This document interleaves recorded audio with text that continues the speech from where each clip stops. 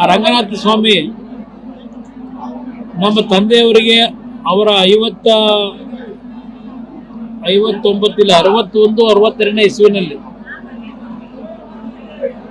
ಅವರ ಕನಸಿನಲ್ಲಿ ಬಂದು ಪಕ್ಷೇತರ ಶಾಸಕರಾಗ್ತಕ್ಕಂಥದ್ದಕ್ಕೆ ಚುನಾವಣೆಗೆ ನಿಲ್ಲುವಂತಕ್ಕಂಥ ಆದೇಶ ಆ ರಂಗನಾಥ ಸ್ವಾಮಿಯಿಂದ ಆದಂಥದ್ದು.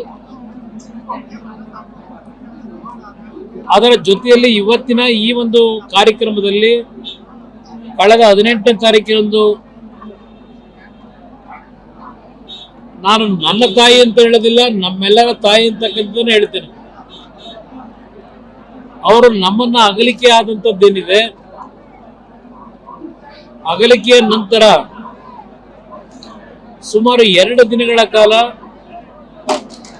ಲಕ್ಷಾಂತರ ಅಭಿಮಾನಿಗಳು ಪ್ರೀತಿಯನ್ನ ತೋರಿಸಿ, ಅವರಿಗೆ ಅಭಿಮಾನಿಗಳು ಅಂತ ಹೇಳಲಿಕ್ಕಾಗೋದಿಲ್ಲ, ಅವರೆಲ್ಲರೂ ನಮ್ಮ ಕುಟುಂಬದವರು. ಅವರಿಗೆ ಕೊನೆಯ ಗೌರವವನ್ನು ಸಲ್ಲಿಸ್ತಂಥದ್ದೇನಿದೆ ಅದು ಒಬ್ಬ ಸರಳ ಮಹಿಳೆಗೆ ಯಾವುದೇ ರೀತಿಯ ರಾಜಕೀಯದ ಸೋಂಕಿಲ್ಲದೆ ರಾಜಕೀಯದಲ್ಲಿ 24 ಗಂಟೆ ಮುಳುಗಿರ್ತಕ್ಕಂಥ ನಮ್ಮ ಕುಟುಂಬದಲ್ಲಿ ನಾವೆಲ್ಲರೂ ಇದ್ರು. ಎಂದೂ ಸಹ ಅವರು ರಾಜಕೀಯವನ್ನು ನಮ್ಮ ಜೊತೆ ಮಾತಾಡಿದವರಲ್ಲ. ಮನೆಗೆ ಬಂದಂತ ಅತಿಥಿಗಳನ್ನ ಗೌರವಯುತವಾಗಿ ಅವರಿಗೆ ಸತ್ಕಾರ ಮಾಡಿ, ನಾವೇನು ಹಿಂದಿನ ಚಿಕ್ಕ ವಯಸ್ಸಿನಲ್ಲಿ ನಮ್ಮ ಹಳ್ಳಿಗಳಲ್ಲಿ ನಮ್ಮ ಸಂಸ್ಕೃತಿಯನ್ನ ಕಾಪಾಡಿದ್ದೇವೆ ನಮ್ಮ ಪೂರ್ವಿಕರು, ಆ ರೀತಿಯ ನಡವಳಿಕೆಯನ್ನ ಅವರ ಜೀವನದಲ್ಲಿ ಸಂಪೂರ್ಣವಾಗಿ ಅಳವಡಿಸ್ಕೊಂಡು ಬಂದಂತವರು.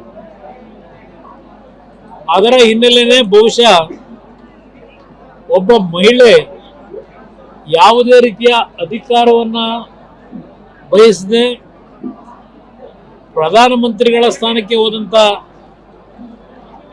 ಸಂದರ್ಭದಲ್ಲೂ ಮಾನ್ಯ ದೇವೇಗೌಡರು ಅವರು ಎಂದೂ ಸಹ ನಾನು ಪ್ರಧಾನಮಂತ್ರಿಯ